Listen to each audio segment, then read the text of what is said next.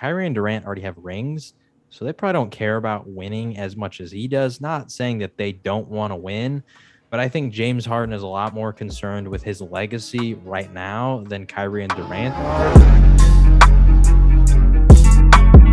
That day, a lot of moves were made as well. Obviously, the big trade being Ben Simmons finally departing Philadelphia, and James Harden also the basic trade for James Harden.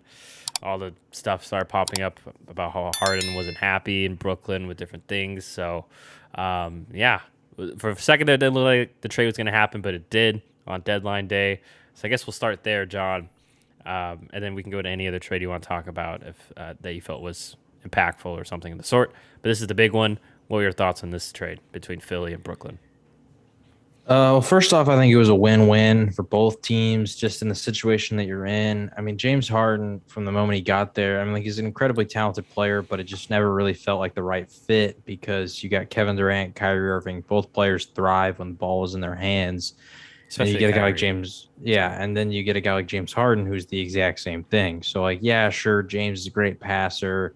Kyrie's, pretty decent passer. Like, none of them are necessarily like terrible at sharing the ball. Like they've all played with other stars before. So like we know that it can happen.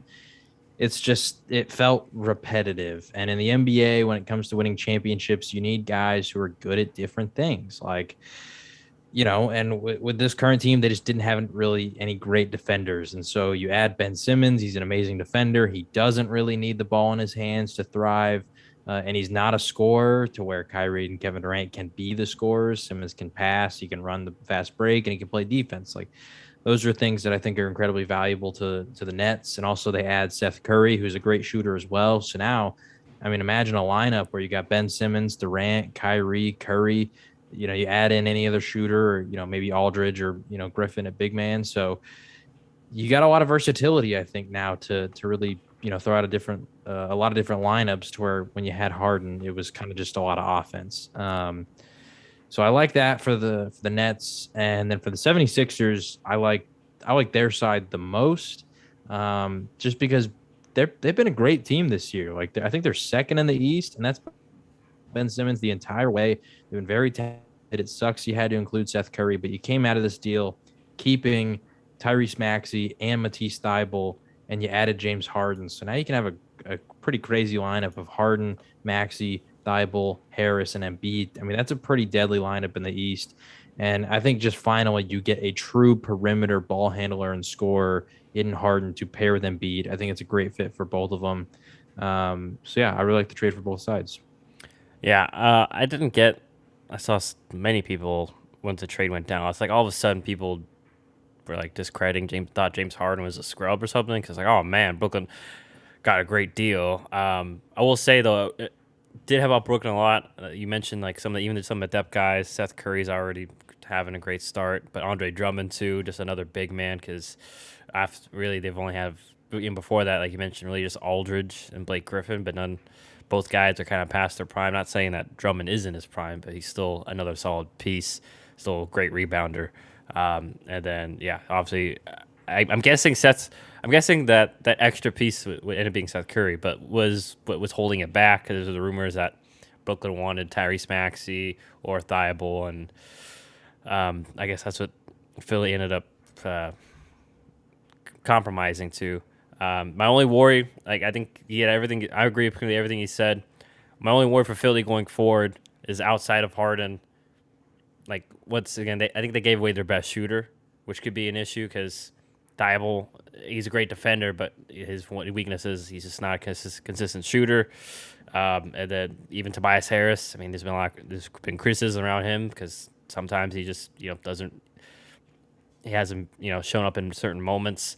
And then I'm trying to think, and even Maxey's more of a slasher than a spot up shooter. So though that could be considered problems. I know also that Danny Green, but once again, Danny Green past his prime. It really hasn't been the same shooter since he's left San Antonio. So that's just a bit the potential concern. But with you, like I love the fit in Philly. Harden's never had a big man as talented on both ends of the floor as Embiid, and Embiid's never had another guy that can maybe that can ease the pressure off him really offensively.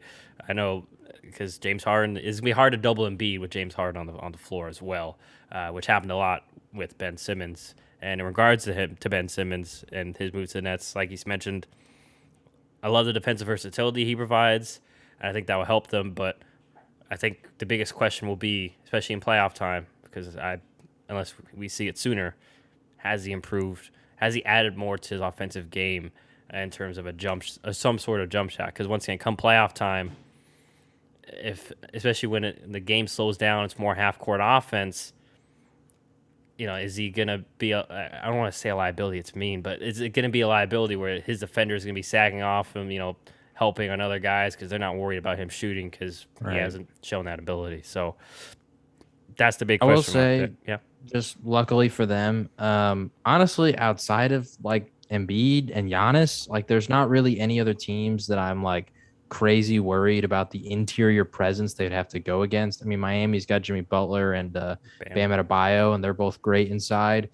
But I don't know. I feel like with most of the teams in the East, I'd be pretty comfortable with like Ben and Durant as your two big guys. You throw out like Kyrie, Curry, and maybe like Joe Harris. I don't know if he's even healthy right now, or somebody else. Bruce Brown. I don't know if he's healthy either.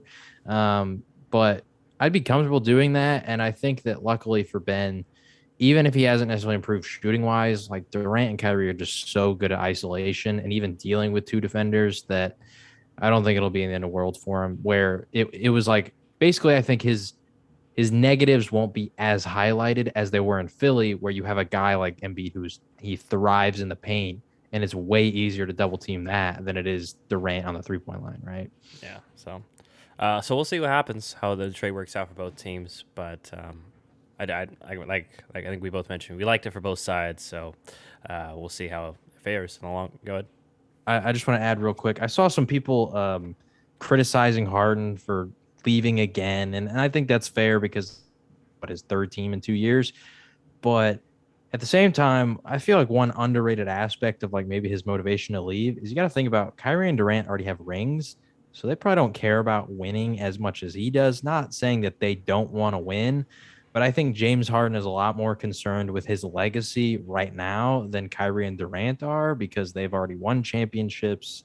If they retired today, they can, they're obviously Hall of Fame players like Harden is, but like they have security with their title wins where Harden doesn't have that. And so I think maybe, when you get down, and I don't want to for their status when it comes to getting vaccinated or not when it comes to players, you do you. But clearly Harden, like he just wants to win, and that could potentially get in the way of him winning. In Philadelphia, he doesn't have that issue. Those guys haven't won championships. Embiid is just as hungry as he is. So I think just like from a mentality perspective too, it worked for both teams.